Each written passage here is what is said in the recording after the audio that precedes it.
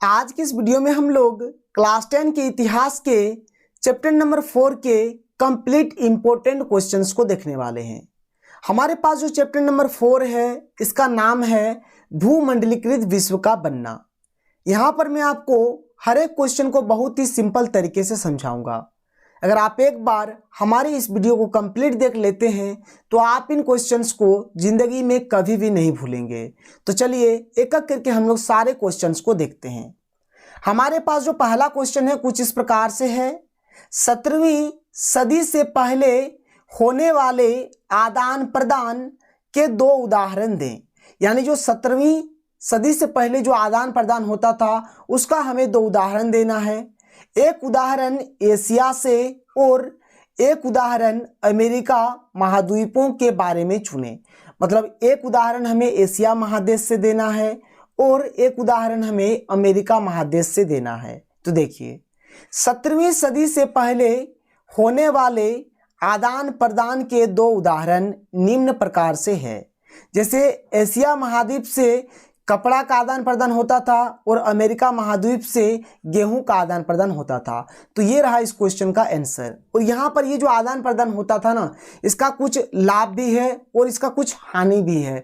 तो चलिए बात कर लेते हैं कि क्या लाभ है और क्या हानि है। देखिए 17वीं सदी से पहले होने वाले इस आदान प्रदान के लाभ भी थे और हानियां भी थे। जैसे कि मैंने आपको बताया 17वीं शताब्दी से पहले के वैश्विक आदान प्रदान का एक लाभकारी उदाहरण। अब क्या लाभकारी उदाहरण है, चलिए इसको देखते हैं। तो देखिए क्या है 17वीं, यहाँ पर एक 19 दे दीजिएगा आप लोग, यहाँ पर एक 19 आपको दे देना है कि 17वीं शताब्दी से पहले के काल में जो यात्री, व्यापारी, पुजारी और तीर्थयात्री आपसे मेल मिलाव के अग्रदूत बनकर एक देश से दूसरे देश गए, ठीक है, विशेषकर एशिया से दूसरे देशों की ओर गए, वे अपने साथ अनेक चीज़ों, पैसे, मूल्यों, मान्यताओं, विचारों, अनेक प्रकार की कलाओं को भी ले गए और उन्होंने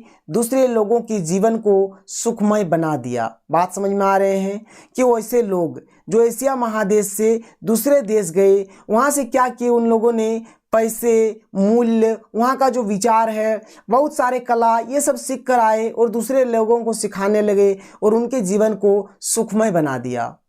ऐसे प्रायः एशिया के भारत और चीन जैसे देशों द्वारा ही हुआ। और ऐसा कहाँ कौन कौन देश में हुआ था? भारत और चीन। और ये बात है एशिया महादेश का। क्लियर है बात? आगे बढ़ते हैं, आगे देखते हैं। देखिए 17वीं सदी से पहले होने वाले इस आदान प्रदान का एक विनाशकारी उदाहरण, मतलब क्या हानि है। तो देखिए 17वीं सदी से पहले के आदान प्रदान कई बार नए लोगों के लिए विनाशकारी कारण बन गया।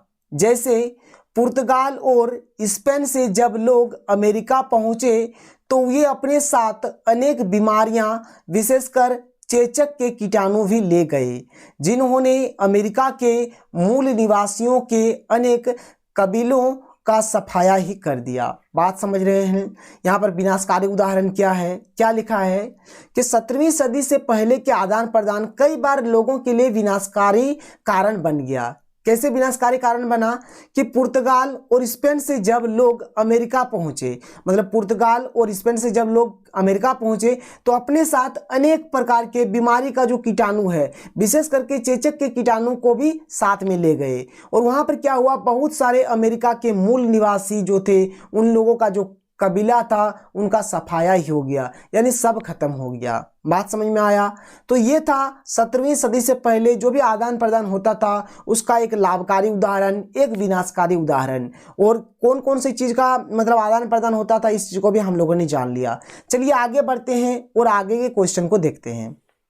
देखिए अगला क्वेश्चन, बताएं कि पूर्व आधुनिक विश्व में बीमारियों के वैश्विक प्रसार ने अमेरिकी भूभागों के उपनिवेशकरण में किस प्रकार मदद की। ठीक है, देखिए मतलब जो बीमारी का जो बेसिक प्रसार हुआ, यानी विश्व में क्या हुआ, बीमारियां फैलने लगा। जैसे अभी हम लोगों ने बात किया कि स्पेन और पुर्तगाल के लोग क्या किए, अपने साथ चेचक के मतलब जो कीटाणु थे उनको अमेरिका ले गए, और वहां पर क्या हुआ, अमेरिका का बहुत सारा जो कबीला था वह खत्म हो गया, समाप्त हो गया। देखिए इसका उत्तर क्या है। 15वीं से 16वीं शताब्दी तक यूरोप ने समुद्री रास्ते के जरिए विश्व का प्रसार करना प्रारंभ कर दिया, क्योंकि वह अपना व्यापारिक साथी ढूंढ रहे थे। बात समझ में आया? क्या बताया जा रहा है कि ये बात है 15वीं और से 16वीं शताब्दी का, ठीक है। मतलब 15वीं से 16वीं शताब्दी तक यूरोप क्या करने लगे, समुद्री रास्ते से क्या करने लगे, विश्व का भ्रमण करने लगे। वह इसलिए ऐसा कर रहे थे क्योंकि उन्हें अपना एक व्यापारिक साथी चाहिए था जिसके साथ वह व्यापार कर सके, ठीक है। देखिए उस समय पुर्तगाली और स्पेन दो बहुत शक्तिशाली देश था, और उस टाइम मतलब ये जो 15वीं 16वीं शताब्दी का जो बात हो रहा है, उस टाइम पुर्तगाली यानी कि पुर्तगाल और स्पेन बहुत ही मतलब शक्तिशाली देश थे। उन्होंने अमेरिका को उपनिवेश बनाना शुरू कर दिया। उपनिवेश मतलब क्या होता है, या तो आप उपनिवेश बोलिए या फिर उपनिवेश देश बोलिए, मतलब दूसरे देश से आए हुए लोगों की बस्ती को ही हम लोग उपनिवेश कहते हैं। मतलब देखिए उस टाइम पुर्तगाली और स्पेन बहुत बड़े शक्तिशाली देश थे, और उन लोगों ने क्या किया, अमेरिका को उपनिवेश बनाना शुरू कर दिया। मतलब ये जो पुर्तगाल के लोग हैं, स्पेन के लोग हैं, ये क्या हुए, अमेरिका में जाकर अपना बस्ती बसाने लगे, ठीक है। यूरोपीय सेनाएं केवल अपने सैनिक ताकतों के दम पर नहीं जीतता था, बल्कि उनके जीतने का कारण चेचक का कीटाणु था। बात समझ में आया? यूरोपीय सेना जो था वह अपने सैनिक के बल पर नहीं जीतता था, बल्कि उनका जीतने का कारण ये भी था कि वह चेचक के कीटाणु था, ठीक है। मतलब क्या करते थे, जब वो लड़ाई लड़ने जाते थे चेचक के कीटाणु को अपने साथ ही लेकर जाते थे और वहां पर चेचक के कीटाणु को छोड़ देते थे। इससे क्या होता था कि वहां के लोगों में चेचक बीमारी फैल जाता था और बहुत सारे लोगों की मृत्यु हो जाती थी। बात समझ में आया? तो ये रहा इसका कंसेप्ट। आगे देखिए, यह चेचक का कीटाणु स्पेनिश सैनिकों और अफसरों द्वारा वहां पहुंचा था, ठीक है। यह चेचक कीटाणु कैसे पहुंचा था अमेरिका में, स्पेनिश सैनिकों और उसके अफसरों द्वारा वहां पर पहुंचा था। लाखों सालों से अलग अलग रहने के कारण अमेरिका के लोगों के शरीर में यूरोप से आने वाली इस भयंकर बीमारी को सहने की क्षमता नहीं थी। मतलब लाखों सालों से अमेरिका जो है वह अलग अलग रह रहे थे, ठीक है। इससे क्या हुआ, जैसे ही यूरोपीय के शरीर से मतलब ये जो चेचक का कीटाणु अमेरिका के लोगों तक पहुंचा, तो अमेरिका के लोगों में उतना क्षमता नहीं था, उतना ताकत नहीं था कि यह इस बीमारी को सहे। इससे क्या होने लगा कि वहां पर अमेरिका के लोगों की मृत्यु होने लगी। ऐसा बहुत सारा हुआ कि अमेरिका के ऐसे ऐसे बस्ती थे जो एकदम उजड़ कर बर्बाद हो गए। बात समझ में आ रहा है? दिक्कत नहीं है। चलिए आगे बात करते हैं, चलिए आगे क्वेश्चन को देख लेते हैं। देखिए अब इसी का है, इस नए स्थान पर चेचक बहुत मारक साबित हुआ, ठीक है। ये जो नया मतलब स्थान मिला ना चेचक को, तो वहां पर ये चेचक बहुत ही भयंकर रूप ले लिया। एक बार संक्रमण शुरू होने के बाद तो यह बीमारी पूरे महाद्वीप में फैल गई। बात समझ में आया? एक बार जैसे ही यह बीमारी मतलब स्टार्ट हुआ तो यह बीमारी पूरे महाद्वीप में फैल गया। जिस प्रकार से भी कोरोना वायरस फैला हुआ है, ठीक है, उसी प्रकार से यहाँ पर भी वही हाल होने लगा, ठीक है। जहां यूरोपीय लोग नहीं पहुंचते थे वहां के लोग भी इसकी चपेट में आने लगे। इसने पूरे के पूरे समुदाय को खत्म कर डाला। बात समझ में आ रहा है कि जहां पर यूरोपीय लोग नहीं पहुंच पा रहे थे वहां ये यूरोपियों का जो चेचक का कीटाणु था ये पहुंच जा रहे थे और लोगों का जो भी समुदाय होता था सारे समुदाय को खत्म कर देते थे। यानी अमेरिका में एकदम अमेरिका को एकदम तहस नहस करके रख दिया। क्लियर है बात? आगे बढ़ते हैं, चलिए आगे देखते हैं। अगला क्वेश्चन देखिए क्या है, बहुत ही इंपॉर्टेंट क्वेश्चन है, कॉर्न लॉ। अब कॉर्न मीन्स क्या होता है? मक्का, मकई जिसको बोलते हैं। कॉर्न लॉ के समाप्त करने के बारे में ब्रिटिश सरकार का फैसले के प्रभाव की व्याख्या करते हुए संक्षिप्त टिप्पणी लिखिए। बात समझ में आ रहा है? चलिए देखते हैं ये कॉर्न लॉ क्या है, मतलब इसको समाप्त करने का क्या प्रभाव है, मतलब हर चीज को यहाँ पर हम लोग समझते हैं। देखिए इसके उत्तर को। 18वीं सदी के लास्ट में ब्रिटेन की जनसंख्या तेजी से बढ़ने लगी, जिसके चलते भोजन की मांग भी बढ़ने लगी। मतलब क्या हुआ, ये 18वीं सदी के अंत में यानी कि लास्ट में क्या होने लगा कि ब्रिटेन की जनसंख्या एकदम तेजी से बढ़ने लगी, जिसके चलते क्या हुआ, देखिए अगर आप यहाँ पर अगर जनसंख्या तेजी से बढ़ेगा तो भोजन की मांग भी तो बढ़ेगी। तो जैसे ही मतलब जनसंख्या बढ़ने लगी तो भोजन की मांग भी बढ़ने लगी। आगे देखिए, जनसंख्या बढ़ने के कारण कृषि उत्पाद काफी महंगे होने लगी, ठीक है। और जैसे ही जनसंख्या बढ़ने लगी तो भोजन की मांग बढ़ने लगी, और भोजन की मांग बढ़ने लगी तो जो भी कृषि उत्पाद है वह काफी महंगे होने लगी। दूसरी तरफ बड़े भूस्वामियों के दबाव में सरकार ने कर्ण यानी कि मक्का के आयात पर भी रोक लगा दी। और देखिए, पहला बात कि कृषि उत्पाद का जो भी वस्तु था वो महंगे होने लगे थे, पहला बात। दूसरा बात क्या था कि जो बड़े भूस्वामी थे, ठीक है, जो बड़े बड़े जमींदार थे, उन लोगों ने मक्का, ये जो मक्का था ना यानी कि कॉर्न जो था, इनके आयात पर भी रोक लगा दिया था। कॉर्न यानी कि मक्का पर लगाए गए इस कानून को कॉर्न लॉ का नाम दिया गया। कानून को इंग्लिश से हम लोग लॉ ही बोलते हैं, क्या बोलते हैं, लॉ बोलते हैं, LAW लॉ। तो ये जो मक्का पर ये जो लॉ लगाया गया था, जो कानून लगाया गया था, इसी का नाम क्या है, कॉर्न लॉ है। क्लियर है बात, आगे बढ़ते हैं। चलिए आगे देखिए क्या है कि खाद्य पदार्थों के मूल्य बढ़ने लगे तो लोगों में हाहाकार मच गई। अब देखिए, आप किसी भी चीज का दाम बढ़ा लीजिए, उतना जल्दी फर्क नहीं पड़ता है, फर्क पड़ता है लेकिन उतना जल्दी नहीं पड़ता है। लेकिन अगर आप खाने की वस्तुओं का दाम अगर बढ़ा देते हैं तो जाहिर सी बात है कि लोग एकदम आग बबूला हो उठेंगे। तो ब्रिटेन में भी कुछ ऐसा ही हुआ, जैसे ही खाद्य पदार्थों का जो भी मतलब दाम था उसे बढ़ा दिया गया तो लोगों में हाहाकार मच गया, ठीक है। बाद में खाद्य पदार्थों की अत्यधिक कीमतों से परेशान उद्योगपति एवं शहरी बासिंदों ने सरकार को यह कॉर्न लॉ समाप्त करने पर मजबूर कर दिया। और एक स्टेज ऐसा आया जहां पर क्या हुआ, लोग एकदम परेशान होने लगे, तो सरकार को मजबूर कर दिया कि यह कॉर्न लॉ तुम्हें वापस लेना ही पड़ेगा, इस कॉर्न लॉ को तुम्हें समाप्त करना ही पड़ेगा। चलिए आगे देखते हैं क्या होता है। देखिए, इस कानून के हटने के बहुत महत्वपूर्ण प्रभाव पड़े जो निम्नलिखित है। क्या क्या प्रभाव पड़ता है, देखिए। खाद्य सामग्री सस्ती हो गई जिससे साधारण और गरीब जनता को खूब लाभ हुआ। बात समझ में आ रहा है। देखिए, जब खाना, कोई भी खाद्य सामग्री जब सस्ता हो जाता है ना तो अधिक फायदा किसे मिलता है, जो गरीब जनता है, जो साधारण जनता है, जिसका पैसा बहुत ही कम है, सबसे ज्यादा लाभ तो उसी को होता है, ठीक है। जब बाहर से खाद्य पदार्थ सस्ते दामों में इंग्लैंड आने लगे तो वहां के भूस्वामी बर्बाद हो गए। जो बड़े बड़े भूस्वामी थे, जो बड़े बड़े जमींदार थे, जिन्होंने मकई के आयात पर रोक लगा दिया था, उन लोग बर्बाद हो गए। कब बर्बाद हो गए, जब बाहर से खाने का सामान आने लगे। मैंने आपको बताया ना कि जो बड़े बड़े भूस्वामी थे वहां पर क्या किए थे, मतलब मक्का के आयात पर रोक लगा दिए थे। अब जब बाहर से भोजन आने लगा तो इन लोग क्या हुए, बर्बाद हो गए, ठीक है। ऐसे बहुत से ग्रामीण लोग नौकरी की तलाश में शहरों की ओर भागने लगे, जिससे शहरों की हालत भी खराब हो गई। बात समझ में आया। बहुत सारे ग्रामीण क्या हुए, नौकरी के चक्कर में, नौकरी की तलाश में शहर की ओर भागने लगे, जिससे क्या हुआ कि शहर का जो हालत है वह भी धीरे धीरे खराब होने लगे, यानी कि शहर की हालत भी खराब हो गई। बात समझ में आया। तो ये था इस क्वेश्चन का आंसर। चलिए आगे बढ़ते हैं, हम लोग अगले क्वेश्चन को देखते हैं। और ये जो क्वेश्चन है ये भी एक बहुत ही इंपॉर्टेंट क्वेश्चन है। देखिए क्वेश्चन हमसे क्या कह रहा है, अफ्रीका में रिंडरपेस्ट का आना के प्रभावों की व्याख्या करते हुए संक्षिप्त टिप्पणी लिखें। ये रिंडरपेस्ट क्या है, तो रिंडरपेस्ट एक बीमारी है जो पशुओं में होता है। देखिए इसके उत्तर को आप समझ जाएंगे। रिंडरपेस्ट पशुओं में फैलने वाली एक खतरनाक बीमारी है। ये जो रिंडरपेस्ट है ये पशुओं में ये बीमारी फैलता है और ये बहुत ही खतरनाक बीमारी है। यह बीमारी अफ्रीका में 1890 के दशक में फैला था।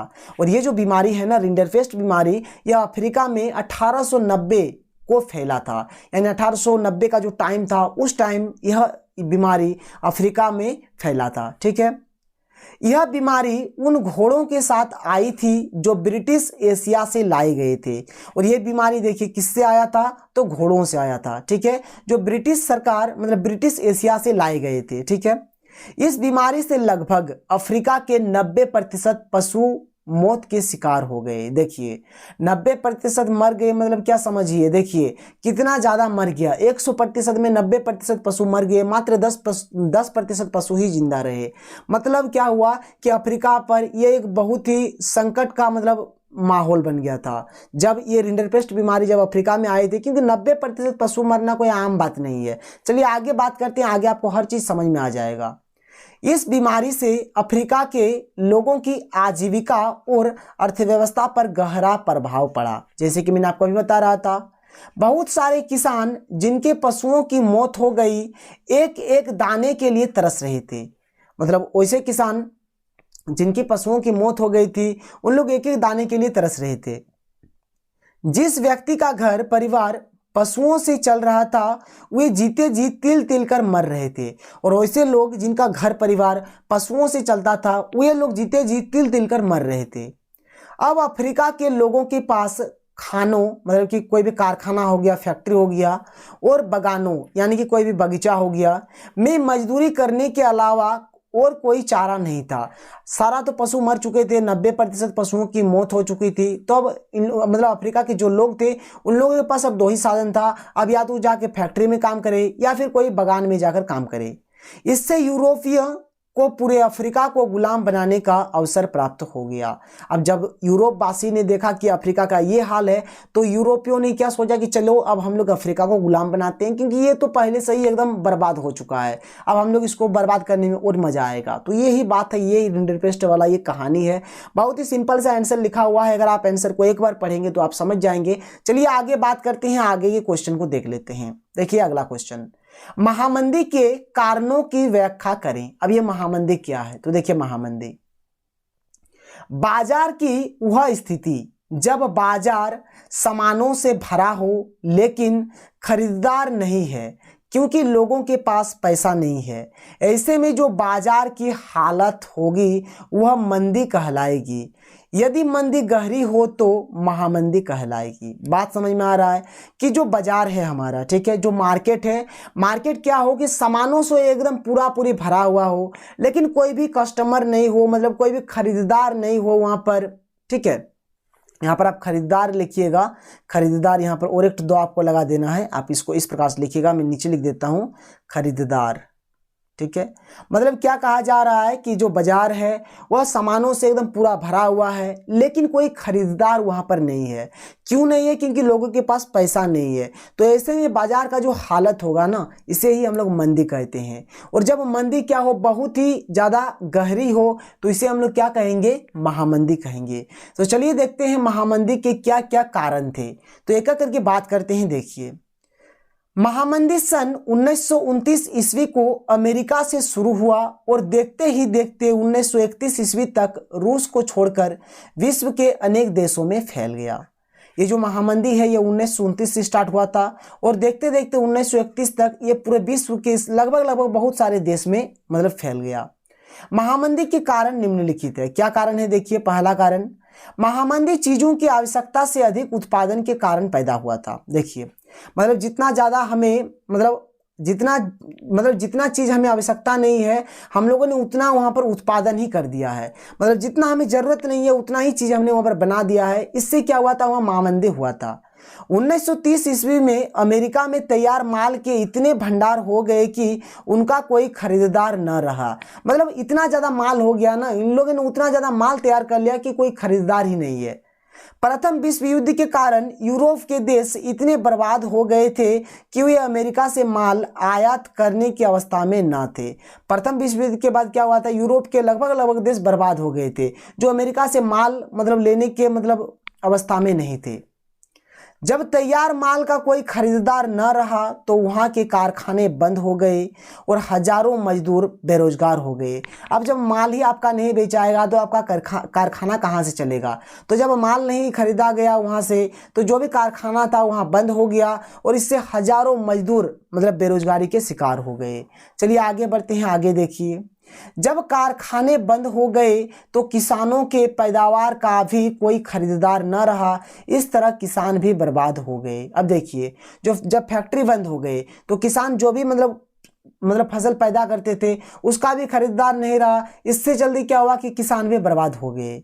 अमेरिका की शेयर एक्सचेंज मार्केट में शेयरों की कीमत में गिरावट आ गई, जिससे लाखों व्यापारियों का दिवाला निकल गया। देखिए अमेरिका का जो शेयर मार्केट है, ठीक है, यानी शेयर एक्सचेंज मार्केट जो है उसके शेयर की कीमत का जो मतलब उसका शेयर का जो कीमत है उसका भी मतलब वो भी नीचे गिर गया, जिससे क्या हुआ कि लाखों व्यापारियों को एकदम बर्बाद हो गए, जिनका दिवाला निकल गया। ठीक है, देश के बहुत सारे बैंक भी बंद हो गए, जिससे जो कारखाना चल रहा था पूंजी के कारण वह भी बंद हो गए, जिससे बेरोजगारी और बढ़ने लगी। मतलब वैसे कारखाना वैसे फैक्ट्री जो बैंकों से लोन लेकर चलाया करते थे, ठीक है, तो जब वैसे मतलब बैंक जब बंद हो गए तो वैसे जो कारखाने थे वह भी बंद होने लगे और बहुत सारे लोग इसमें भी बेरोजगार के शिकार हो गए। तो चलिए अब हम लोग अगले क्वेश्चन को देख लेते हैं। हमारे पास जो अगला क्वेश्चन है ये भी एक बहुत ही इंपॉर्टेंट क्वेश्चन है। क्या है देखिए, भारतीय अर्थव्यवस्था पर महामंदी के प्रभावों की व्याख्या करते हुए संक्षिप्त टिप्पणी लिखें। जैसे कि अभी हम लोगों ने महामंदी के बारे में पढ़ा और यहाँ पर हमें किस पर टिप्पणी लिखना है कि भारतीय अर्थव्यवस्था पर महामंदी का जो प्रभाव है इसके ऊपर हमें टिप्पणी लिखना है। तो देखिए इसके उत्तर को एक एक करके यहाँ पर हर एक पॉइंट को समझिए। पहला पॉइंट क्या है कि सन 1929 से 1934 ईस्वी तक भारतीय अर्थव्यवस्था में महामंदी का काफी प्रभाव रहा। ठीक है, यानी ये इस टाइम यानी 1929 से लेकर 1934 ईस्वी तक क्या हुआ था, भारतीय अर्थव्यवस्था में महामंदी का काफी प्रभाव देखने को मिला था।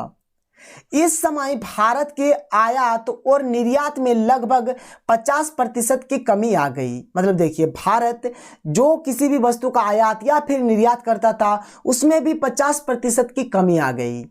इस महामंदी का प्रभाव बंगाल के पटसन पैदा करने वाले लोगों पर ज्यादा पड़ा, क्योंकि पटसन के मूल्य में 60% की कमी आ गई थी, जिससे बंगाल के पटसन उत्पादक बर्बाद हो गए और वे कर्ज के बोझ के तले दब गए। बात समझ में आया कि बंगाल के वैसे लोग जो पटसन पैदा करते थे तो पटसन के मूल्य में भी क्या हुआ कि 60% की कमी आ गई, जिससे बंगाल के वैसे लोग जो पटसन पैदा करते थे उन लोग एकदम बर्बाद हो गए और कर्ज के तले एकदम दब गए। चलिए आगे देखते हैं, एक एक करके पॉइंट देखते हैं, समझते हैं। गेहूं तथा अन्य खाद्य सामग्री के मूल्य में 50% तक की कमी आ गई थी, इसलिए इस महामंदी से किसान भी बर्बाद हो गए। बात समझ में आया, मतलब गेहूं और बहुत सारे ऐसे खाने के सामान में भी क्या हुआ था 50% तक की कमी आ गई थी, इसलिए किसान भी बर्बाद हो गए। यानी जो भी खाने का सामान था ना उसका दाम आधा हो गया था, जिससे किसान भी क्या हो रहे थे, बर्बाद हो रहे थे। अगला पॉइंट देखिए, खाद्य सामग्री के मूल्य में कमी की वजह से किसान बर्बाद तो हो ही रहे थे, साथ ही सरकार उनके भूमि कर तथा अन्य कर में कोई कमी नहीं कर रहे थे। देखिए खाद्य सामग्री का दाम एकदम आधा हो गया था, जिससे किसान बर्बाद तो हो ही रहे थे, लेकिन सरकार उनके भूमि कर यानी जमीन का जो टैक्स है या फिर जो अन्य टैक्स है उस पर किसी भी प्रकार से कोई भी कमी नहीं कर रहे थे। तो चलिए आगे देखते हैं। देखिए अब हमारा अगला क्वेश्चन क्या है। अगला क्वेश्चन जो है ये भी एक इंपॉर्टेंट क्वेश्चन है, यानी सारा का सारा यहाँ पर जो भी इंपॉर्टेंट क्वेश्चन है क्या है, 16वीं सदी में दुनिया सिकुड़ने लगी थी, इसका क्या मतलब है, व्याख्या करें। देखिए 16वीं सदी में क्या है कि दुनिया सिकुड़ने लगी थी, इसका क्या मतलब है। तो देखिए 16वीं सदी से पहले तक विभिन्न महाद्वीपों के लोगों के बीच आपसी संबंध, व्यापार और व्यवसाय का अभाव था। ठीक है, यानी 16वीं सदी से पहले क्या होता था, कोई जो भी महाद्वीप के जो लोग हैं, मतलब 2-3 महाद्वीप के जो लोग हैं उन लोगों का जो आपसी संबंध था और जो व्यापार व्यवसाय था वो अच्छा नहीं था, मतलब बहुत ही कम संबंध था उन लोगों के बीच। ठीक है, परंतु क्या होता है कि 16वीं सदी में संसार के विभिन्न लोगों के संबंधों में वृद्धि हुई और 16वीं सदी में क्या होने लगे कि संसार के विभिन्न लोगों के संबंधों में वृद्धि होने लगी। जिसे आप देखे हो, अभी भी आप देखे होंगे कि आप देखे हैं, जैसे जो हमारे नरेंद्र मोदी जी है, यानी जो प्रधानमंत्री नरेंद्र मोदी जी है, वह हमेशा किसी न किसी देश का भ्रमण करते रहता है। क्यों करता है भ्रमण, ताकि हमारे देश का और जिस देश में भ्रमण करने जाते हैं उन दोनों देश का क्या हो, संबंध मजबूत रहे। ठीक है, मतलब यही हमारा दुनिया सिकुड़ने का ही मतलब है। चलिए आगे बात करते हैं। आगे देखिए क्या है कि 16वीं सदी में संसार के महाद्वीपों के बीच व्यापार, व्यवसाय, सांस्कृतिक विचारों का आदान प्रदान और लोगों का आना जाना बढ़ा। बात समझ में आया? इससे लोग एक दूसरे के नजदीक आए और लोगों को लगा कि दुनिया सिकुड़ने लगी है। बस यही कारण था दुनिया सिकुड़ने का। क्लियर है बात? चलिए आगे बढ़ते हैं, आगे देखते हैं। अगला क्वेश्चन जो है एकदम बहुत ही लाजवाब और बहुत ही अच्छा क्वेश्चन है। क्या है देखिए, ब्रेटन वुड्स समझौता क्या अर्थ है? ठीक है, मतलब ये ब्रेटन वुड्स समझौता क्या है, अथवा युद्धोत्तर अंतर्राष्ट्रीय आर्थिक व्यवस्था को ब्रेटन वुड्स व्यवस्था भी कहा जाता है। क्यों? ठीक है, मतलब हमें ब्रेटन वुड्स समझौता के बारे में बताना है कि क्या है क्या नहीं है।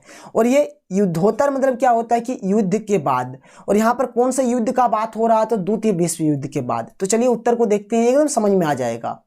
द्वितीय विश्व युद्ध यानी द्वितीय विश्व युद्ध कब हुआ था? तो 1939 से लेकर 1945 के बाद अंतर्राष्ट्रीय व्यवस्था और विकास के लिए अमेरिका में स्थित न्यू हैम्पशायर के ब्रेटन वुड्स नामक स्थान पर 1944 में एक समझौता हुआ जिसे ब्रेटन वुड्स समझौता कहते हैं। ठीक है, द्वितीय विश्व युद्ध जैसे ही हुआ उसके बाद क्या हुआ कि एक समझौता हुआ। कहाँ हुआ था? तो अमेरिका के न्यू हैम्पशायर के ब्रेटन वुड्स नामक स्थान पर हुआ था। कब हुआ था? 1944 को हुआ था। तो देखिए ये जो समझौता है ब्रेटन वुड्स में हुआ था, इसीलिए इस समझौता का नाम पड़ गया ब्रेटन वुड्स समझौता। क्लियर है? आगे बढ़ते हैं। चलिए आगे देखिए, इस समझौते का मकसद आर्थिक स्थिरता तथा पूर्ण रोजगार बनाए रखना था। देखिए अब कभी भी अगर कोई युद्ध होता है ना, तो युद्ध के बाद जो भी देश का आर्थिक व्यवस्था जो होता है, यानी जो अर्थव्यवस्था होता है, वो एकदम डगमगा जाता है, बिगड़ जाता है, एकदम देश एकदम बर्बाद हो जाता है।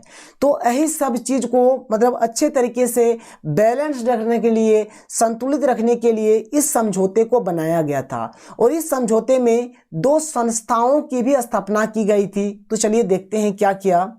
इस समझौते में 2 संस्थाओं की स्थापना की गई जो निम्न प्रकार से है। पहला संस्था देखिए, सदस्य देशों के विदेश व्यापार में लाभ और घाटे से निपटने के लिए ब्रेटन वुड्स समझौता में IMF की स्थापना की गई। अब आप सोच रहेंगे सर ये IMF क्या है? तो IMF को हम लोग बोलते हैं इंटरनेशनल मॉनिटरी फंड, जिसको हिंदी से बोलेंगे अंतर्राष्ट्रीय मुद्रा कोष। तो एक IMF की स्थापना की गई, पहला।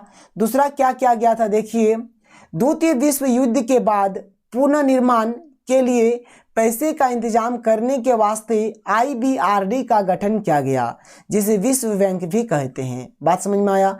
IBRD का पूरा नाम international bank of reconstruction and development, जिसे हम लोग क्या कहते हैं? अंतर्राष्ट्रीय पुनर्निर्माण एवं विकास बैंक, और इसे हम लोग विश्व बैंक के नाम से भी जानते हैं। तो यहाँ पर 2 चीज हुआ। पहला क्या हुआ? देखिए, एक यहाँ पर IMF की स्थापना हुई, मतलब यहाँ पर IMF की एक स्थापना हुई, और एक IBRD की स्थापना हुई। मतलब ये 2 संगठन का स्थापना किया गया था ब्रेटन वुड्स समझौता में। क्लियर है बात? आगे बढ़ते हैं। चलिए आगे देखिए, अगला क्वेश्चन क्या है? क्वेश्चन है कि G77, ठीक है, जिसे हम लोग इस प्रकार से भी लिख सकते हैं G77 क्या है?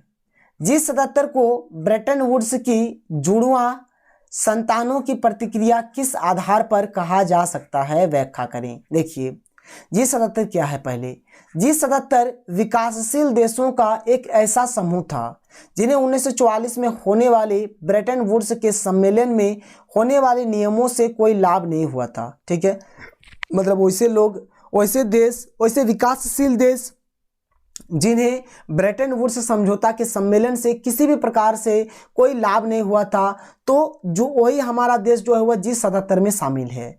इसलिए वे एक नई अंतर्राष्ट्रीय आर्थिक प्रणाली की मांग करने लगे थे। ठीक है, ठीक है, और इसी को हम लोग क्या कहते हैं? G77 कहते हैं।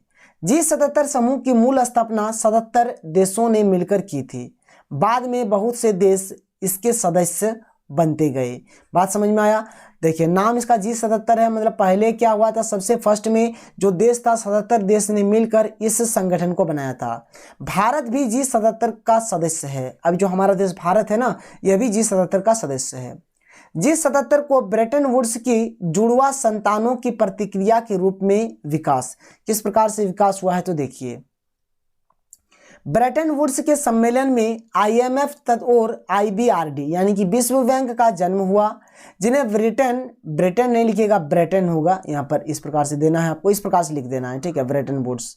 तो ब्रेटन वुड्स की जुड़वा संतान कहा जाता है क्योंकि IMF और IBRD पर केवल कुछ शक्तिशाली देशों का दबदबा था, इसलिए उनसे विकासशील देशों को कोई विशेष लाभ न हुआ। इसलिए इस ब्रेटन वुड्स की जुड़वा संतान की प्रतिक्रिया के रूप में विकासशील देशों के G77 नामक देशों ने नई आर्थिक प्रणाली की मांग की ताकि उनके अपने आर्थिक उद्देश्य पूरे हो सके।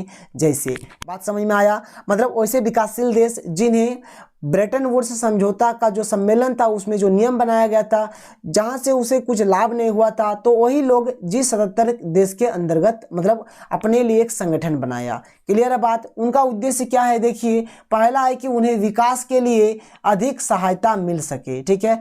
जो हम देखिए, कोई भी विकासशील देश क्या करना चाहेगा, अपने देश को विकास करना चाहेगा, तो विकास के लिए क्या हो कि उसे अधिक सपोर्ट मिले, उन्हें कच्चे माल के सही दाम मिल सके, जो भी कच्चा माल है उसका सही दाम मिले, उन्हें अपने तैयार माल के लिए विकसित देश के बाजार में बेचने के लिए बेहतर पहुंच मिले। बात समझ में आया कि जो भी उन लोग अपना माल तैयार करेगा तो उसके लिए विकसित देश जो है उसके बाजार में बेचने के लिए उसे बेहतर पहुंच भी मिलना चाहिए। तो ये था इस क्वेश्चन का आंसर और यही हमारा लास्ट क्वेश्चन है। अगर ये वीडियो आपको पसंद आया है तो इस वीडियो को लाइक करें और अगर आपने अभी तक हमारे चैनल को सब्सक्राइब नहीं किया तो सब्सक्राइब करके बेल का आइकन को प्रेस कर लें ताकि आपको हर वीडियो की नोटिफिकेशन सबसे पहले प्राप्त हो सके। थैंक यू, फिर मिलते हैं अगले वीडियो में। Thank you.